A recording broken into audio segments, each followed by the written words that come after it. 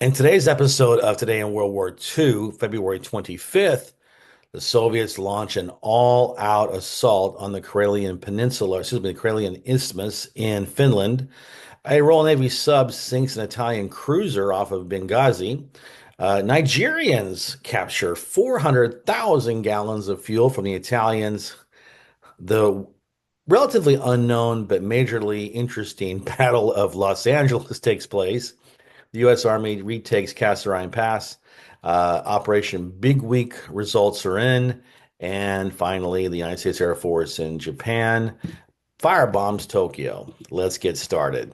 Okay, so on February 25th, 1940, the Soviets start a major assault on the Karelian Isthmus. It's known as the Second Battle of Suma. Look at the date. It's February 24th, 1940. Um, I've been foreshadowing for a while that the end game has already started. They got about a week and a half left of combat. So the Soviets are, on the one hand, they're negotiating with the Finns through Sweden, trying to get an armistice done. On the other hand, they are keeping up the pressure as much as they can to get as much territory as they can while negotiations are going on. Um, this isn't your grandmother's Soviet Union. And when I say grandmother's, I mean the 1st of December. Okay. They've learned. It's like the machines all of a sudden start to learn. They're not making the same mistakes they were making before. They were playing to their strengths, not to their weaknesses.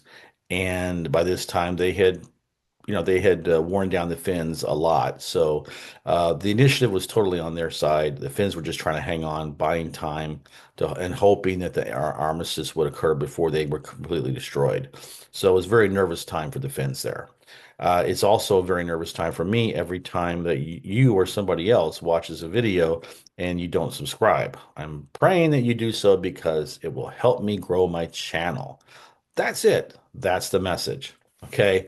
On February 25th, 1941, British submarine HMS Upright attacked an Italian convoy that was on its way to Tunisia. It was about 45 minutes off of Sfax, Tunisia, and it sank the Italian cruiser Armando Diaz. Anytime a submarine can knock off a cruiser, that's a very good day. And I'll tell you, I've expressed my admiration towards the Finns, it's not the Finns, I'm sorry, the Royal Navy subs many times. If you watch my videos, you know that I'm very much pro British submarines, especially in the Mediterranean, because they did a heck of a job. It took bad losses, from destroyers, from aircraft, a lot from mines. It was a very dangerous environment to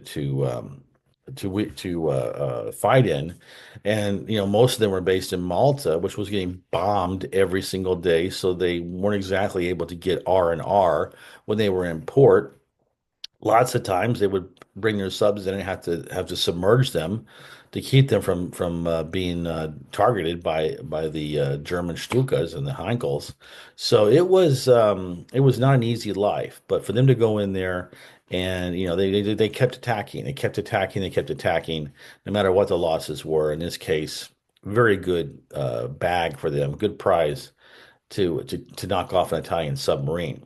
I wish I could give you a prize every time that you like one of my videos and leave a comment, because you deserve to get something for that. Unfortunately, I don't make the rules, I just follow them. All I can do is exhort you, urge you, plead with you to leave a comment and like the video because, as you know, the algorithm loves that kind of engagement. And so I have to debase myself and ask. So I would appreciate if you do me a solid. That would be awesome. On February 25th, 1941, uh, Nigeria, right? It's a country in Africa. Well, it was in the British Commonwealth. It was still a colony. They hadn't let anybody go yet, as far as their colonies, not allowed them to become independent yet. But they were certainly more than willing for uh, colonial troops to sign up and help fight their wars. In this case, the Nigerian Brigade of the British 11th African Division was fighting in East Africa. This was like almost an unknown theater at the time, from 40 to 42, when the British made it a priority to get rid of the Italians in East Africa. From a geography point of view, you had Kenya, that's where Born Free was, all the lions. You go north and you get into the bad areas, right? I mean, I think if you mention Somali, Mogadishu, to an American now, it immediately conjures up images of, the special forces who were killed, getting dragged naked along, behind jeeps in in Mogadishu, or that movie Black Hawk Down, which is actually a very good movie, by the way. Well, at the time, this was an Italian colony. All this was Italian colony, Italian Somaliland, and so on and so forth. Well, this Nigerian brigade of the British 11th African Division attacked Somaliland and took Mogadishu.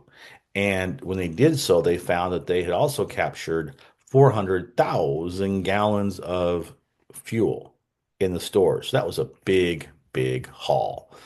On February 25th, 1942, the Battle of Los Angeles took place. Now, you've probably never heard of it, but I tell you what, if you ever watched the movie 1941, probably the worst Steven Spielberg movie ever made, but it's a comedy with John Belushi, Dan Aykroyd, and it had to do with the post Pearl Harbor panic in Southern California. In this case, it's kind of a funny story. So, radar operators in Los Angeles, they picked up an unidentified airborne target about 120 miles off the coast. Everybody panicked. Air raid sirens sounded. Anti-aircraft emplacements were manned. Shore batteries were alerted. And then about 3 in the morning, nothing ever good ever happens at 3 in the morning. Some of the anti-aircraft guns started firing. Searchlights went on. That triggered an epidemic of anti-aircraft guns going off. They shot for over an hour, and they shot almost 1,400 anti-aircraft shells into the air. Um, no aircraft at all. There was no aircraft at all. But what they did do was cause widespread damage to civilian property because of uh, the shrapnel, and so falling on these civilian homes. 5 people died, right? And there were two of them for heart attacks, and three in automobile accidents. It became known as a joke, but the Battle of Los Angeles. But and again, there was nothing there. It was a spook. Nothing happened. But thank goodness Los Angeles was ready. On February 25th, 1943, the United States Second Corps reoccupied Kasserine Pass. Yes, I went over this in this video previously. We are this green, inexperienced, not very well trained army got its butt handed to it by Rommel.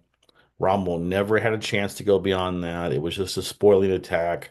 And so all it gained the Germans a week, at the most. They fell back. We reoccupied our lines that were there before Rommel attacked.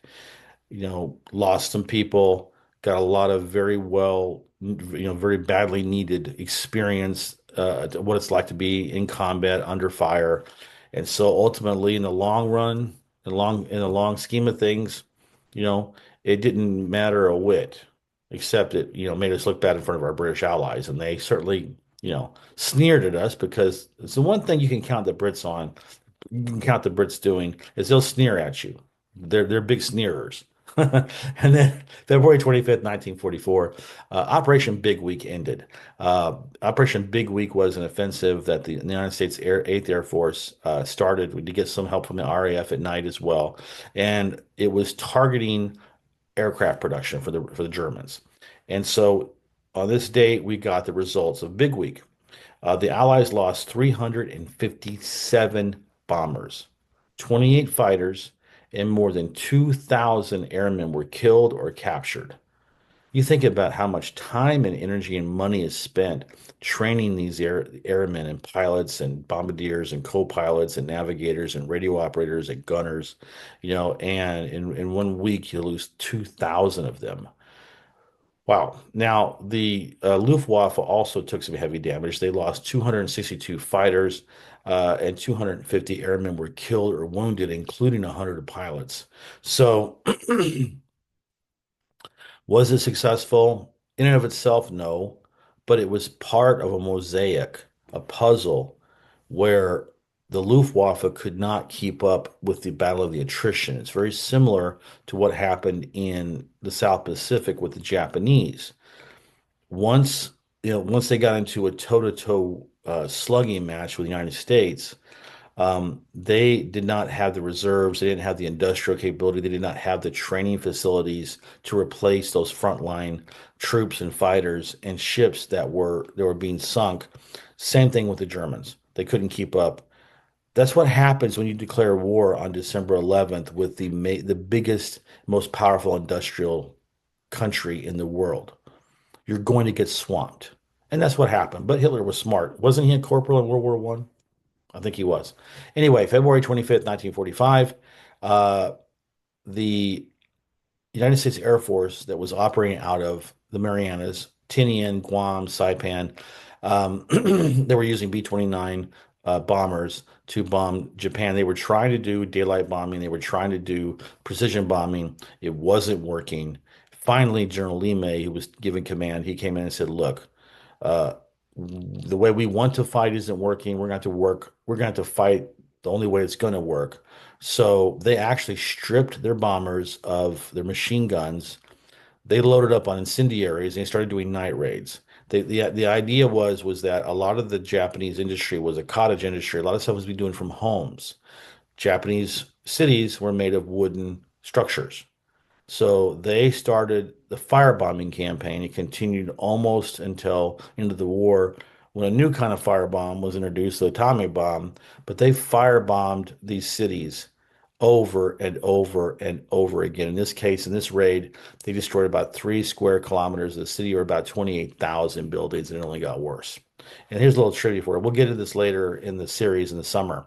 But um, the Japanese suffered way more casualties, civilian casualties from the firebombing attacks than they did the atomic bombs. Food for thought. All right. Want to say thank you again for watching this video. I appreciate it. I can't wait to see you tomorrow.